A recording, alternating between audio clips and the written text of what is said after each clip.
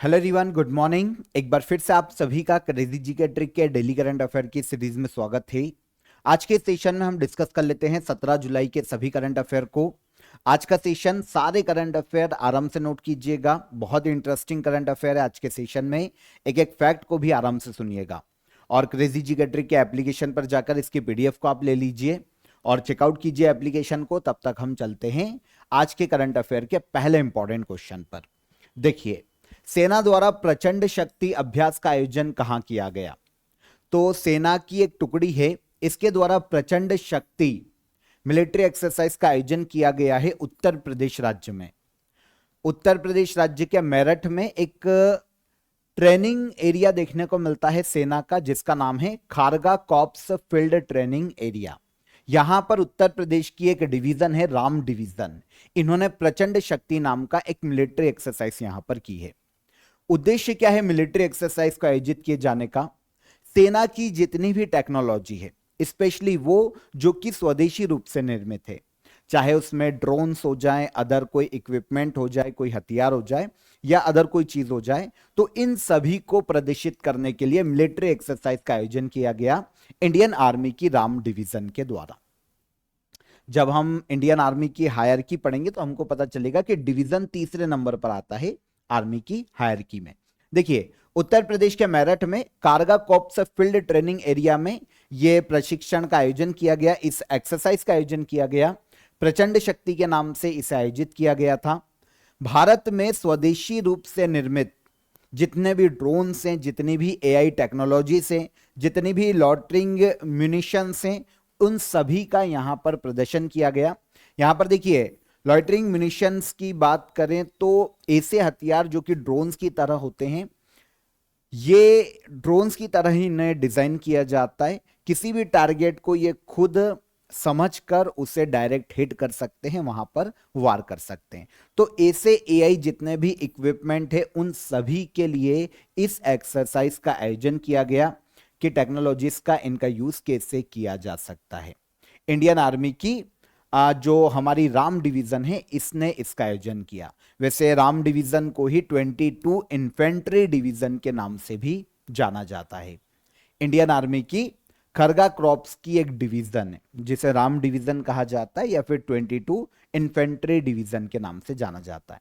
तो देखिए, यहां पर हमसे डिवीजन कभी पूछ लिया जाए तो हमें याद रखना पड़ेगा, अन्यथा आप इंडियन आर्मी याद रखिए, आपका काम हो जाएगा। तो जो मिलिट्री एक्सरसाइज आयोजित की गई इंडिया की स्वदेशी रूप से निर्मित टेक्नोलॉजी को टेस्ट करने के लिए, इसका प्रदर्शन करने के लिए इसे नाम दिया गया है प्रचंड शक्ति मिलिट्री एक्सरसाइज। ठीक है ना? जो राम डिवीजन है, इसका हेडक्वार्टर भी हमको मेरठ में ही देखने को मिलता है। अब देखिए, यहां पर इस प्रकार का आपको ड्रोन्स देखने को मिलेंगे जो कि बंदूक की तरह ही बनाए गए हैं। डायरेक्ट ये अपने किसी भी टारगेट को डिटेक्ट करके उसे डायरेक्ट हिट कर सकते हैं, गोली चला सकते हैं। और ऐसी जितने भी एआई आधारित या टेक्नोलॉजी आधारित सिस्टम है, उन सभी का यहां पर प्रदर्शन किया गया, इन सभी का टेस्ट किया गया। देखिए, जैसा कि मैंने आपको बताया, मिलिट्री हायरार्की की हम बात करते हैं तो इंडियन आर्मी में सबसे ऊपर आता है कमांड, ठीक है, इसके नीचे आता है कॉप्स, ठीक है, कोर या सेना दल भी इसे कहा जाता है। इसके अलावा डिवीजन तीसरे नंबर पर आती है, जैसे राम डिवीजन है। फिर आती है ब्रिगेड, इसके नीचे होती है बटालियन, उसके नीचे आती है कंपनी। आपने देखा होगा कि कहीं दंगे हो गए या फिर कुछ ऐसा प्रॉब्लम आ गया इंडिया में, तो वहां पर कंपनी को अपॉइंट कर दिया जाता है परिस्थिति को कंट्रोल करने के लिए। कंपनी के नीचे आते हैं प्लाटून और फिर इनके नीचे आते हैं सेक्शंस, जिन्हें कहा जाता है टुकड़ी। इन्हें भी छोटी मोटी घटनाओं पर लगाया जा सकता है। तो ये हायरार्की है भारतीय सेना की, पदक्रम या सैन्य पदानुक्रम आप इनको बोल सकते हैं। तो डिवीजन तीसरे नंबर पर आता है ऊपर से। Second question, international justice day हर साल कब मनाया जाता है? तो अंतर्राष्ट्रीय न्याय दिवस, ये डे हर साल मनाया जाता है 17 जुलाई को। कब मनाया जाता है? 17 जुलाई को। इसे कहा जाता है इंटरनेशनल जस्टिस डे। हर साल 17 जुलाई को मनाया जाता है। उद्देश्य की बात करें तो इंटरनेशनल क्रिमिनल जस्टिस या अंतर्राष्ट्रीय अपराध न्याय को दुनिया में बढ़ावा देना, देशों को और लोगों को इसके प्रति अवेयर करना। अब यहां पर आपको जो कंफ्यूजन हुआ वो अंतर्राष्ट्रीय अपराध न्याय पर हुआ है कि ये क्या है। देखिए क्या होता है कि अगर कहीं पर भी वर्ल्ड में मास लेवल पर जेनोसाइड होता है किसी का, या फिर ऐसा कोई क्राइम हो जाता है जो किसी देश के द्वारा किया जा रहा है, किसी इंडिविजुअल के द्वारा किया जा रहा है इंटरनेशनल लेवल पर, तो उसे कहा जाता है इंटरनेशनल क्राइम। और इसके लिए न्याय को सुनिश्चित करना, इसके लिए न्याय को बढ़ावा देना। अभी एक घटना हुई थी, दक्षिण पूर्वी एशियाई देश था, आई थिंक इंडोनेशिया था शायद, मुझे कंफर्म याद नहीं आ रहा है। तो ऐसे किसी देश के जो सुप्रीम लीडर है, उसने क्या किया कि अपने यहां पर कुछ लोगों को मतलब मास किलिंग कर दी, कुछ लोगों को मरवा दिया क्योंकि वो उनके खिलाफ थे। अब ऐसे व्यक्ति को, क्योंकि वहां का सिस्टम उनके अंडर में, तो कोई सजा दे नहीं पा रहा है, तब इंटरनेशनली ऐसे क्राइम के लिए जस्टिस को बढ़ावा दिया जाए, जस्टिस के लिए प्रयास किए जाए कि भले ही उस देश में उस व्यक्ति को सजा नहीं दे पा रहे हैं हम, लेकिन वर्ल्ड लेवल पर इंटरनेशनली, क्योंकि ये क्राइम है, पूरे वर्ल्ड में मानवता, ह्यूमैनिटी को हमें प्रोटेक्ट करना पड़ेगा, इसीलिए ऐसे व्यक्ति को सजा, या ऐसे कोई देश है तो उसको सजा दी जानी चाहिए। तो यह है अंतर्राष्ट्रीय अपराध न्याय। इसके लिए दुनिया में अवेयरनेस लाना, देशों के मध्य में अवेयरनेस लेके आना, इंटरनेशनल जस्टिस डे को मनाए जाने का मुख्य उद्देश्य है। कब मनाया जाता है? तो यह हर साल 17 जुलाई को मनाया जाता है। सबसे पहली बार देखिए 17 जुलाई 1998 को जो रोम स्टैच्यू ट्रीटी को अपनाया गया था। वैसे ये उस वक्त केवल इस पर स्वीकृति दी थी, आगे चलकर इसको 2002 में लागू किया गया था वर्ल्ड में। इंटरनेशनल क्रिमिनल जस्टिस को लागू करने के लिए ही रोम स्टैच्यू ट्रीटी देखने को मिलती है। तो 1998 में क्योंकि इस ट्रीटी को स्वीकृति दी गई थी, तो इसी की याद में जब इस पर विचार विमर्श करने के लिए 2010 में युगांडा में रोम स्टैच्यू ट्रीटी कॉन्फ्रेंस का आयोजन किया गया था, तब 2010 में पहली बार इंटरनेशनल जस्टिस डे को भी अनाउंस किया गया था। तो कब से इंटरनेशनल जस्टिस डे मनाया जा रहा है? तो यह मनाया जा रहा है 2010 से। 2025 की थीम की बात करें, accountability and respect for law, 2025 में इंटरनेशनल जस्टिस डे की थीम है।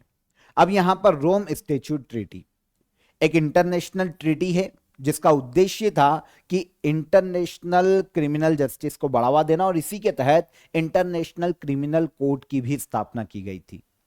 इसकी स्थापना जो ट्रीटी है 1998 में साइन की गई थी और 2002 में से लागू किया गया था। 125 देश इस ट्रीटी को फॉलो करते हैं वर्तमान में। अब इंटरनेशनल क्रिमिनल कोर्ट की क्योंकि स्थापना हुई है इस ट्रीटी के माध्यम से, तो इसकी भी बात कर लेते हैं कैजुअली। एक इंटरनेशनल ऑर्गेनाइजेशन है। देखिए दो ऑर्गेनाइजेशन पे आपको कंफ्यूजन हो सकता है, एक है इंटरनेशनल क्रिमिनल कोर्ट और एक होता है इंटरनेशनल कोर्ट ऑफ जस्टिस। ये दोनों अलग अलग है। देखिए इंटरनेशनल क्रिमिनल कोर्ट की जब बात करते हैं तो ये किसी इंडिविजुअल क्राइम को ही देखता है, और इंडिविजुअली किसी व्यक्ति पर क्राइम है इंटरनेशनल लेवल का तो उसको देखता है और सजा दे सकता है। लेकिन यहां पर इंटरनेशनल कोर्ट ऑफ जस्टिस की बात करें तो ये दो देशों के डिस्प्यूट को हैंडल करने के लिए बनाया गया है। दोनों में अंतर है। इंडिया इंटरनेशनल क्रिमिनल कोर्ट का मेंबर नहीं है, लेकिन इंटरनेशनल कोर्ट ऑफ जस्टिस का इंडिया मेंबर है। ये यूनाइटेड नेशन के अंतर्गत एक बॉडी है, ऑर्गन है यूनाइटेड नेशन का, तो इंडिया इसका पार्ट है। ठीक है, हम तो इंटरनेशनल क्रिमिनल कोर्ट की बात कर रहे हैं। इसका हेडक्वार्टर नीदरलैंड के हैग में ही देखने को मिलता है। 2002 में 1 जुलाई को इसकी स्थापना की गई थी और 125 मेंबर इंटरनेशनल क्रिमिनल कोर्ट को फॉलो करते हैं। ठीक है, और ये मैं आपको बता ही चुका हूं कि इंटरनेशनल क्रिमिनल कोर्ट का इंडिया सदस्य नहीं है, लेकिन इंटरनेशनल कोर्ट ऑफ जस्टिस का इंडिया मेंबर है वर्तमान में। आगे बढ़ेंगे। भारत का पहला मौसम डेरिवेटिव्स बाजार किसके द्वारा लॉन्च किया जाएगा? देश का पहला वेदर डेरिवेटिव्स मार्केट को लॉन्च किया जाने वाला है national commodity and derivatives exchange के द्वारा। इसे एनसीडेक्स के नाम से भी जाना जाता है अगर हम शॉर्ट में देखें तो, है ना। तो national commodity and derivatives exchange इसे कहा जाता है, एनसीडेक्स को। अब देखिए ये है क्या, अगर हम इसकी बात करें, पहले तो ये समझो कि किसके साथ मिलकर एग्रीमेंट साइन हुआ है। तो national commodity and derivatives exchange, इसने इंडिया मेट्रोलॉजिकल डिपार्टमेंट, है ना, भारत मौसम विज्ञान विभाग, इसके साथ एक एग्रीमेंट साइन किया। इसके तहत इंडिया में जल्द ही वेदर डेरिवेटिव्स मार्केट को लॉन्च किया जाएगा। इससे होगा ये कि देखिए, किसान जो खेती कर रहे हैं, बहुत ज्यादा अनिश्चितता है, बारिश होगी या नहीं होगी, है ना, मौसम कैसा रहेगा, बुआई कर रहे हैं कहीं फसलें खराब नहीं हो जाएगी, कीड़े लग जाएंगे, कोई बीमारी फैल जाएगी। तो इसके तहत क्या किया जाएगा, जो मार्केट है national commodity and derivative exchange, ये क्या करेगी, एक कॉन्ट्रैक्ट को जारी करेगी। जो किसान है या कोई कंपनी है जो कि कृषि से जुड़ी हुई कामों में लगी हुई है, ये क्या करेगी कि अपने रिस्क को कम करने के लिए कॉन्ट्रैक्ट खरीद लेगी। किससे, national commodity and derivatives exchange के माध्यम से। ये कॉन्ट्रैक्ट इन्होंने खरीद लिया, मान लो कि 500 रुपए का कॉन्ट्रैक्ट इन्होंने पे कर दिया, और इस कॉन्ट्रैक्ट में ये लिखा है कि अगर बारिश नहीं होती है, कम बारिश होती है या हमारी फसलें खराब हो जाती है, एक मौसम का अनुमान है कि भाई बारिश अगर कम हुई और हमारी फसलों को ऑब्वियस सी बात है नुकसान होगा अगर बारिश कम हुई, तो आप इस चीज की गारंटी ले रहे हो कि अगर बारिश सामान्य नहीं होती है तो आप हमको हमारे 10,000 रुपए हमारी फसलों के आप दोगे। ये एक हो गया कॉन्ट्रैक्ट।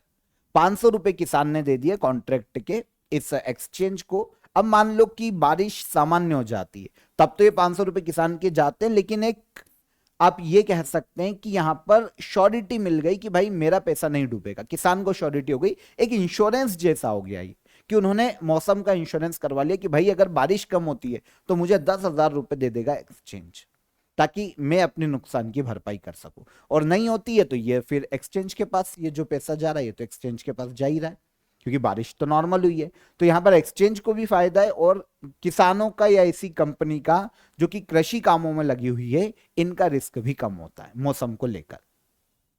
अब national commodity and derivatives exchange ने ये जो समझौता किया है, एग्रीमेंट, इंडियन मेट्रोलॉजिकल डिपार्टमेंट के साथ किया है। Indian meteorological department national commodity and derivatives exchange को मौसम की जानकारी देगा, सटीक डेटा देगा, वेदर और क्लाइमेट की रियल टाइम डेटा देगा किसानों को भी और एक्सचेंज को भी, ताकि ट्रांसपेरेंसी बने इस प्रकार के कॉन्ट्रैक्ट की। तो ये है इंडिया का पहला वेदर डेरिवेटिव्स मार्केट, जिसे लॉन्च किया जाएगा national commodity and derivatives exchange के माध्यम से। आई होप समझ में आया होगा। अब देखिए, national commodity and derivatives exchange की बात करें, इंडिया में कमोडिटी एक्सचेंज की कंपनी है, जैसे शेयर मार्केट में एनएससी वगैरह काम करते हैं उस तरीके से। यह एग्रीकल्चर के उत्पादों की ट्रेडिंग करती है। 15 दिसंबर 2003 में इसकी स्थापना की गई थी और हेडक्वार्टर देखने को मिलता है मुंबई में। वहीं पर अगर हम इंडियन मेट्रोलॉजिकल डिपार्टमेंट की बात करें, तो भारत का मौसम विज्ञान के लिए सबसे बड़ी एजेंसी है। मिनिस्ट्री ऑफ अर्थ साइंस के अंतर्गत ये कार्य करती है। 1875 में स्थापना की गई थी अंग्रेजों के शासनकाल में। नई दिल्ली में इसका हेडक्वार्टर है। ठीक है। मृत्युंजय मोहापात्रा वर्तमान में आईएमडी के डायरेक्टर जनरल के पद पर है। तो ये हो जाता है क्लियर, सिंपल था, लेकिन यहां पर समझने की जरूरत थी कि लाया क्या गया है। आगे बढ़ने से पहले आपको offer of the day clear कर देता हूं। आप सभी के लिए एसएससी सीजीएल 2025 की टेस्ट सीरीज यहां पर अवेलेबल है। आपको प्रीवियस जो एग्जाम हुई है एसएससी सीजीएल की, उसके आधार पर, उसके एनालिसिस के आधार पर 50 मॉक टेस्ट यहां पर दिए गए हैं लास्ट टाइम आपकी परफॉर्मेंस चेक करने के लिए। आपको लेटेस्ट क्वेश्चन सारे ऐड किए गए हैं और पूरे एग्जाम बेस्ड ये टेस्ट आपके लिए डिजाइन किए गए हैं। आप ज्वाइन कर सकते हैं काफी अफोर्डेबल प्राइस में। डिस्क्रिप्शन में मैंने आपको इसका लिंक दिया है, वहां पर जाकर आप इजीली इसे ज्वाइन कीजिए, लगाइए टेस्ट और अपने परफॉर्मेंस को चेक कीजिए एसएससी सीजीएल 2025 के लिए। तो डिस्क्रिप्शन में लिंक है, ज्वाइन कीजिए। इसके अलावा कोई भी हर्डल आता है हेल्पलाइन नंबर पर कॉल कीजिए और चेकआउट कीजिएगा एप्लीकेशन को, क्योंकि डेली करंट अफेयर की पीडीएफ आपको एप्लीकेशन पर ही मिलेगी, फ्री ऑफ कॉस्ट है। वहां से कलेक्ट कीजिए और चेकआउट कीजिएगा एप्लीकेशन को। अगले क्वेश्चन पर आएंगे, तब तक हम युवा आध्यात्मिक शिखर सम्मेलन का आयोजन कहां किया जाएगा। यूथ स्पिरिचुअल समिट का आयोजन किया जाने वाला है उत्तर प्रदेश के वाराणसी में। उत्तर प्रदेश के वाराणसी में यूथ स्पिरिचुअल समिट का आयोजन किया जाएगा। यह अनाउंसमेंट की है यूनियन मिनिस्टर मनसुख मांडविया ने।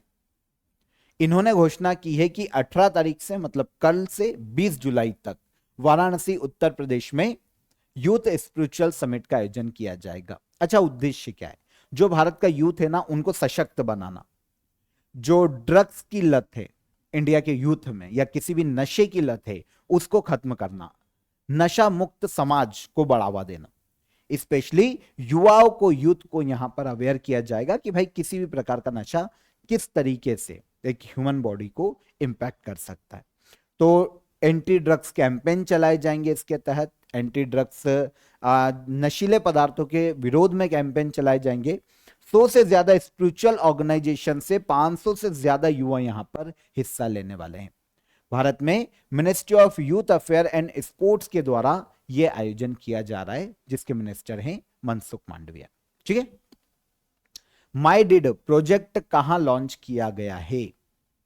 माई डिड प्रोजेक्ट को लॉन्च किया गया है हाल ही में भारत के हिमाचल प्रदेश राज्य में। माई डिड प्रोजेक्ट, हिमाचल प्रदेश के सीएम हैं सुखविंदर सिंह सुक्खू। इन्होंने राज्य में माई डिड पायलट प्रोजेक्ट को लॉन्च किया। अभी पायलट प्रोजेक्ट के रूप में लॉन्च किया गया है कुछ 10 तहसीलों में। अगर ये सक्सेस हो जाता है तो पूरे राज्य में, हिमाचल प्रदेश में इसे लॉन्च किया जाएगा। अच्छा, उद्देश्य क्या है? उद्देश्य समझिए, एक डिजिटल प्लेटफॉर्म है माई डिड के नाम का। जो भूमि है ना, जो लैंड है हिमाचल प्रदेश में, उसके रजिस्ट्रेशन की प्रोसेस को लोगों के लिए सिंपल बनाना, रजिस्ट्रेशन की प्रोसेस को इतना सिंपल कर देना कि जमीन खरीदते और बेचते समय लोगों को राज्य में प्रॉब्लम ना हो। तो एक डिजिटल प्लेटफॉर्म यहां पर डेवलप किया गया है माई डिड नाम का। इसमें होगा क्या, जितने भी डॉक्यूमेंटेशन के वर्क होंगे वो इस प्लेटफॉर्म पे हो जाएंगे। जो भी डॉक्यूमेंट्स सबमिट करना है वो सारे यहीं पर सबमिट हो जाएंगे। गवर्नमेंट से अगर कोई क्लेरिफिकेशन चाहिए तो वो यहीं पर मिल जाएगा, कोई क्लियरेंस चाहिए तो वो यहीं पर मिल जाएगा। बस आखिरी में तहसील में जाना पड़ेगा, तहसील ऑफिस में, केवल साइन करने के लिए। ठीक है, अभी तो केवल पायलट प्रोजेक्ट के रूप में से लॉन्च किया गया है, इन फ्यूचर पूरे राज्य में लागू किया जाएगा। लैंड रजिस्ट्रेशन के लिए ऑनलाइन अप्लाई किया जा सकता है। सारे डॉक्यूमेंट्स यहीं पर अपलोड किए जा सकते हैं। रजिस्ट्रेशन से पहले प्रॉपर्टी की मार्केट वैल्यू क्या है, इसे भी यहां पर चेक किया जा सकता है। बस आखिरी में तहसील ऑफिस जाकर फाइनल जो सिग्नेचर के वर्क होते हैं, साइन का जो वर्क होता है, वो वहां पर जाकर करना पड़ेगा। तो एक बार जाना पड़ेगा। तो ये माई डिड है ना, एक डिजिटल प्लेटफॉर्म लॉन्च किया है हिमाचल प्रदेश सरकार ने अपने राज्य में लैंड रजिस्ट्रेशन की जो प्रोसेस है उसको स्मूथ और सिंपल बनाने के लिए। तो हिमाचल प्रदेश, सुखविंदर सिंह सुक्खू हिमाचल प्रदेश के सीएम है, याद रखना। भारत का दूसरा सबसे लंबा केबल स्टे ब्रिज किस राज्य में बनाया गया है? इंडिया का दूसरा सबसे लंबा केबल स्टे ब्रिज को बनाया गया है भारत के कर्नाटका राज्य में। कर्नाटक में इसका निर्माण किया गया और हाल ही में इसका इनॉग्रेशन किया गया है शरावती नदी पर, कर्नाटक में। 14 जुलाई को भारत के यूनियन मिनिस्टर है नितिन गडकरी, सड़क परिवहन मिनिस्टर। इन्होंने कर्नाटक के शिवमोगा जिले में भारत के दूसरे सबसे लंबे केबल स्टेट ब्रिज का इनॉग्रेशन किया है। शरावती नदी पर बना हुआ है। सिगांदूर ब्रिज के नाम से इसे नाम दिया गया, या तो इसे सिगांदूर ब्रिज नाम दिया गया, इसके अलावा क्योंकि शरावती नदी पर है तो शरावती ब्रिज के नाम से भी इसे जाना जाता है। और ये जिन दो प्लेस को कर्नाटक के शिवमोगा में जोड़ता है वो है अंबारा गोडलू और कलासावल्ली। तो इसे अंबारा गोडलू और करासावल्ली ब्रिज के नाम से भी पुकारा जाता है, क्योंकि दो प्लेस को जोड़ता है। शरावती नदी पर है तो शरावती ब्रिज, और ऑफिशियल इसका नाम है सिगांदूर ब्रिज। कहां पर? कर्नाटक में। लेंथ देखने जाते हैं ना इस केबल ब्रिज की तो 2.44 किलोमीटर इसकी लेंथ देखने को मिलती है, लंबाई देखने को मिलती है।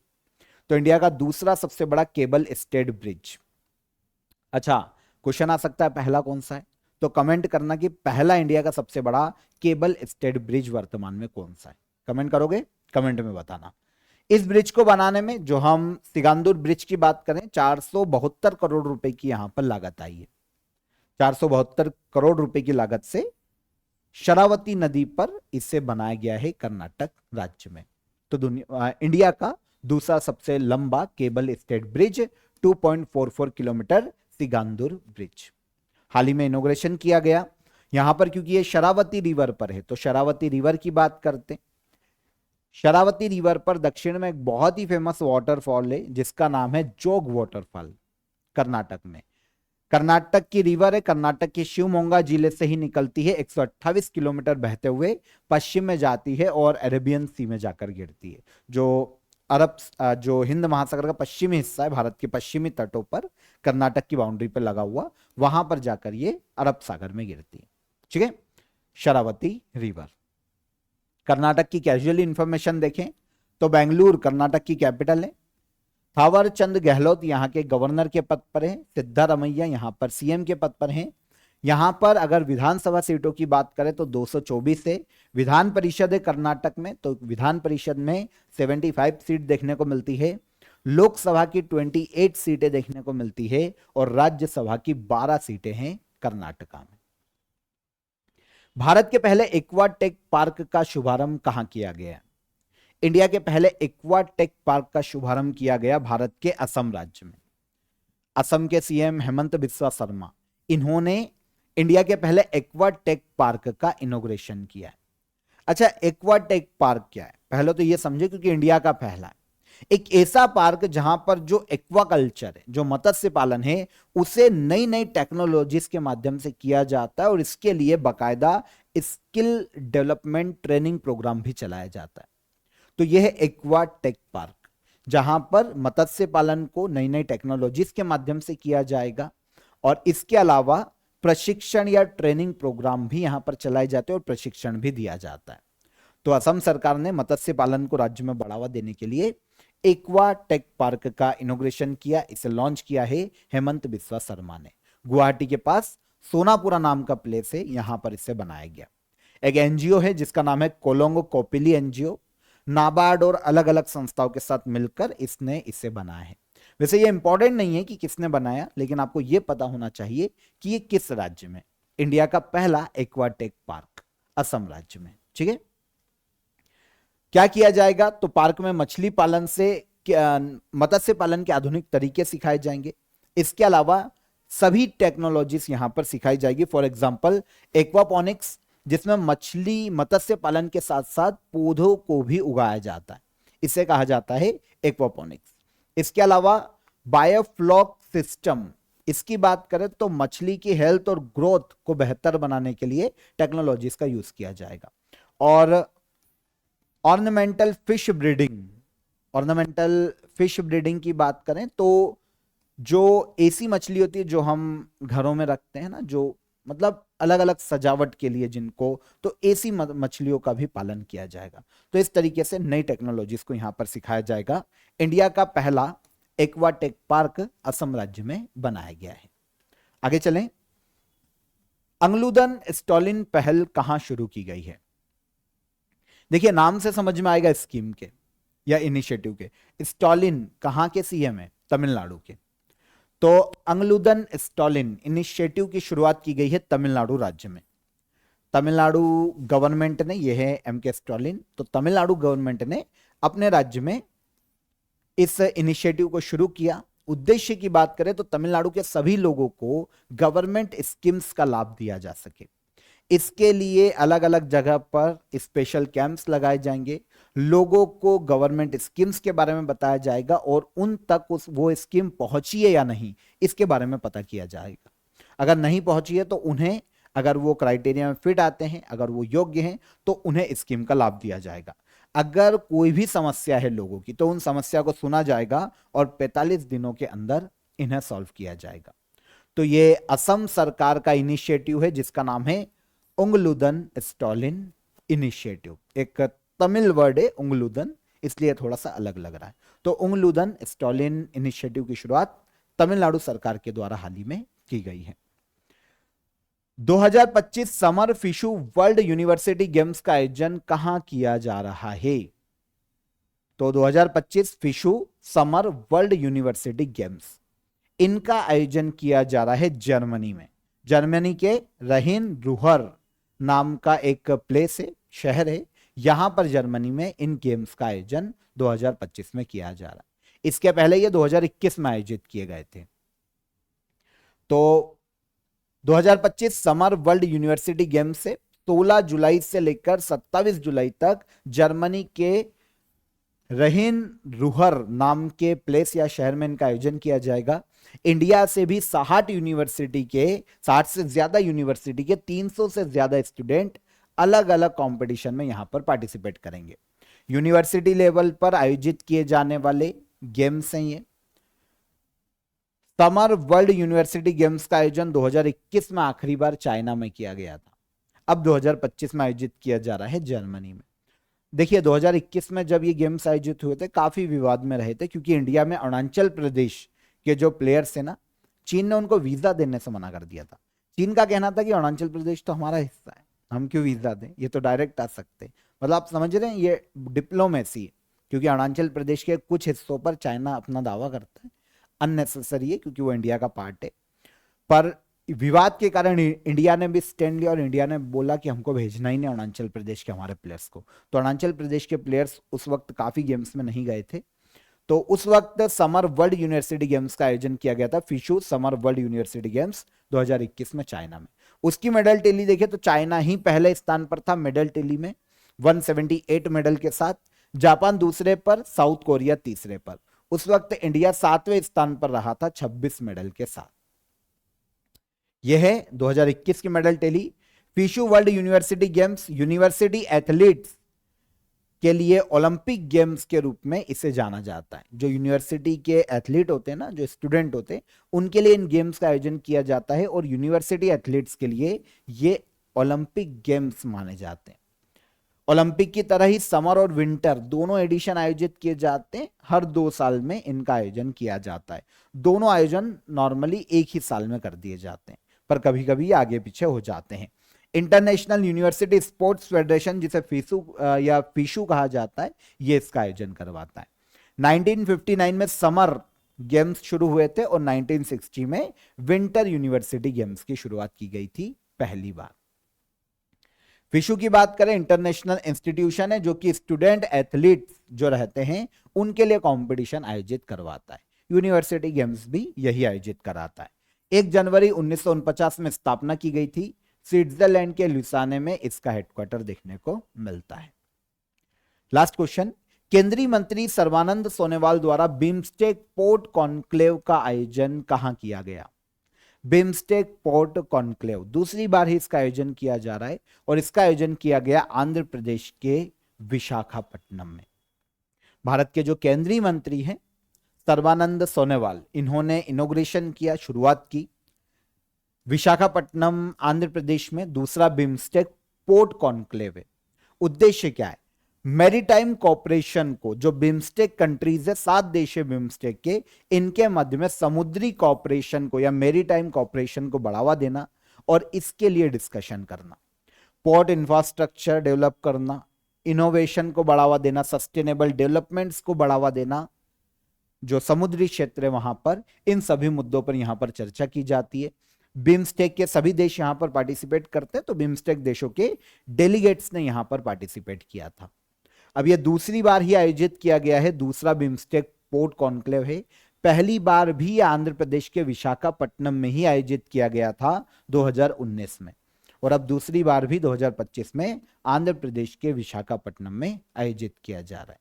मैरीटाइम कॉपरेशन को बढ़ावा देना बिम्स्टेक पोर्ट कॉन्क्लेव को आयोजित किए जाने का मुख्य उद्देश्य है। बिम्स्टेक अगर हम संस्थान देखें ना, तो ये दक्षिण और दक्षिण पूर्वी एशियाई देशों का एक संगठन है। बंगाल की खाड़ी के आसपास के जो देश है ना, उनका एक संगठन है। Bay of Bengal Initiative for Multi Sectoral Technical and Economic Cooperation के नाम से इसे जाना जाता है। 6 जून 1997 में बिम्स्टेक की स्थापना की गई थी। बांग्लादेश के ढाका में इसका हेडक्वार्टर है। 7 मेंबर कंट्री में बांग्लादेश, भूटान, इंडिया, म्यांमार, नेपाल, श्रीलंका और थाईलैंड देखने को मिलते हैं। करंट चेयरपर्सन है बांग्लादेश, इनके पहले था थाईलैंड। करंट सेक्रेटरी जनरल है इंडिया 2023 से बिम्स्टेक का। 7 मेंबर कंट्री है। पहली समिट बिम्स्टेक की 2004 में हुई थी थाईलैंड के बैंकॉक में। लास्ट समिट 2022 में हुई थी श्रीलंका में बिम्स्टेक की। 2024 में भारत में ही पहला बिम्स्टेक बिजनेस समिट का भी आयोजन किया गया है। तो बिम्स्टेक के सारे फैक्ट थे, ठीक है। आई होप आपको यहां पर क्लियर हो गए होंगे। 17 जुलाई 2025 के यहां पर हमारे सभी करंट अफेयर क्लियर हो जाते हैं। अब हम लास्ट डे के करंट अफेयर के रिवीजन पर आते हैं। एक एक करके हम क्वेश्चन के आंसर ले लेते हैं, जो हमने लास्ट सेशन में डिटेल में समझे थे। पारंपरिक ज्ञान डिजिटल लाइब्रेरी लॉन्च करने वाला दुनिया का पहला देश कौन बना है? तो ये कौन है? इंडिया।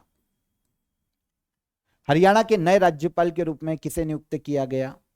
प्रोफेसर असीम कुमार घोष हरियाणा राज्य के नए गवर्नर अपॉइंट किए गए हैं। 15वीं hockey India sub junior women's national championship 2025 किसने जीती? तो ये जीती है हॉकी झारखंड ने। बी सरोजा देवी जिनका हाल ही में निधन हो गया, किस क्षेत्र से संबंधित थी? तो ये सिनेमा या अभिनय से संबंधित थी। अभ्यास टेलिस्मैन सेबर 2025 का मेजबान देश कौन है? तो ये है ऑस्ट्रेलिया। बहदियन खलाम त्योहार कहां मनाया जाता है? तो बहदियम खलाम त्योहार मनाया जाता है मेघालय राज्य में। इसके बाद विश्व युवा कौशल दिवस कब मनाया जाता है? तो यह मनाया जाता है 15 जुलाई को हर साल। भारत का पहला डिजिटल नोमैड विलेज कहां खोला गया है? इंडिया का पहला डिजिटल नोमैड विलेज खोला गया है भारत के सिक्किम राज्य में। जून 2025 के लिए ICC men's player of the month किसे चुना गया? जून 2025 के लिए ICC men's player of the month है एडन मरक्राम। कर्नाटक हाईकोर्ट के नए मुख्य न्यायाधीश के रूप में किसे नियुक्त किया गया? कर्नाटक हाईकोर्ट के नए चीफ जस्टिस है justice Vibhu Bakhru. Answer D. तो ये सारे करंट अफेयर कल के सेशन के थे, रिवाइज हो जाते हैं यहां पर। आप क्वेश्चन ऑफ द डे का आंसर लेंगे। नीला तोता का रासायनिक नाम क्या है? तो कॉपर सल्फेट या फिर CuSO4 नीला तोता का रासायनिक नाम है। पेनिसिलिन की खोज किसने की थी? तो पेनिसिलिन की खोज का श्रेय दिया जाता है अलेक्जेंडर फ्लेमिंग को। और भारतीय रिजर्व बैंक का नेशनलाइजेशन या राष्ट्रीयकरण किस वर्ष किया गया था? तो ये 1 जनवरी 1949 को किया गया था। ये तीनों क्वेश्चन के हमारे आंसर बिल्कुल सही आंसर आए हैं। विकास राणा बिल्कुल सही आंसर दिया है। नगमा मंसूरी बिल्कुल सही आंसर आया आप सभी का। ठीक है, जितने भी स्टूडेंट है बिल्कुल सही आंसर किया है। अब आज के क्वेश्चन ऑफ द डे आपके लिए, गोबर गैस में मुख्य रूप से कौन सी गैस होती है? सेकंड, भारत के पहले मुख्य चुनाव आयुक्त कौन थे? और थर्ड, महात्मा गांधी ने डू और डाई का नारा किस आंदोलन के दौरान दिया था? करो या मरो। तो ये तीनों क्वेश्चन पॉज करके नोट कीजिए, कमेंट में आंसर कीजिएगा और सेशन कैसा लगा ये भी बताइएगा। सेशन पसंद आया हो तो वीडियो को लाइक और शेयर करके जाइएगा। चैनल पर पहली बार आए हैं तो चैनल को सब्सक्राइब कर लीजिए। फिर मुलाकात करेंगे नेक्स्ट डे के करंट अफेयर में। तब तक अपना ख्याल रखिए। जय हिंद, जय भारत।